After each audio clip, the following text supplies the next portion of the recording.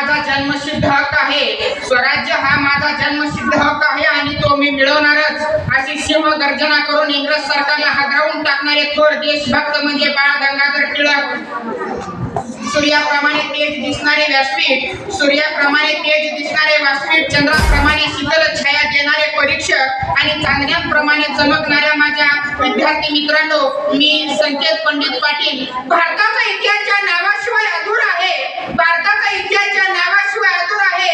जरी त्याचं नाव ऐकलं तर इंग्रजांच्या पायाखाली जमीन सरकायची, जरी त्याचं नाव ऐकलं तर आपला ऊर अभिमानाने भरून येतो.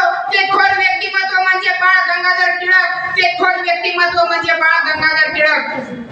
ज्या वेळेस या भारतावरती इंग्रजांनी राज केलं तर त्यांना सामोरे जाणारे फक्त आणि फक्त बाळ गंगाधर टिळक होते. ज्याप्रमाणे एखाद्या कमळाचा जन्म चिखलात होतो, ज्याप्रमाणे एखाद्या कमळाचा जन्म चिखलात होतो, त्याचप्रमाणे रत्नागिरी जिल्ह्यातील चिखली या गावामध्ये एका तेजस्वी सूर्याचा जन्म झाला आणि याच तेजस्वी सूर्याने पसरलेला काळोख, अन्यायाचा पसरलेला काळोख दूर केला आणि याच तेजस्वी सूर्याने हा भारत देश स्वतंत्र केला.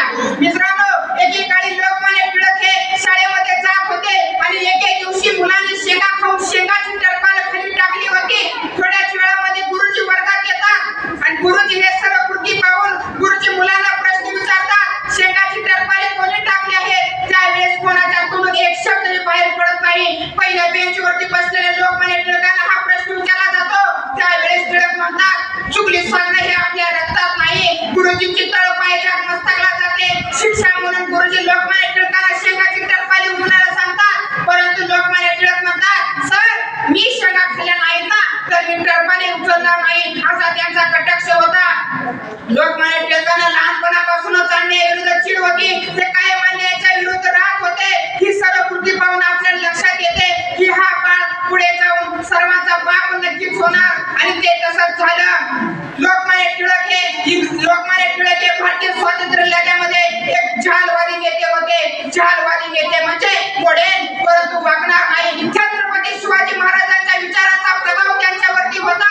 ते कधी मागे हटणारे नव्हते. ते आपले लेखन अगदी स्पष्टपणे लिहित होते. लोकमान्य टिळक हे खूप हुशार, खूप ज्ञानी होते. त्यांना गणितामध्ये मार्कही खूप पडायचे. लोकमान्य टिळक हे आपल्या लेखणीमधून इंग्रज सरकारवरती सतत टीका करत होते. म्हणून त्यांना इंग्रज सरकारने भारतीय असंतोषाचे जनक असे म्हटले गेले.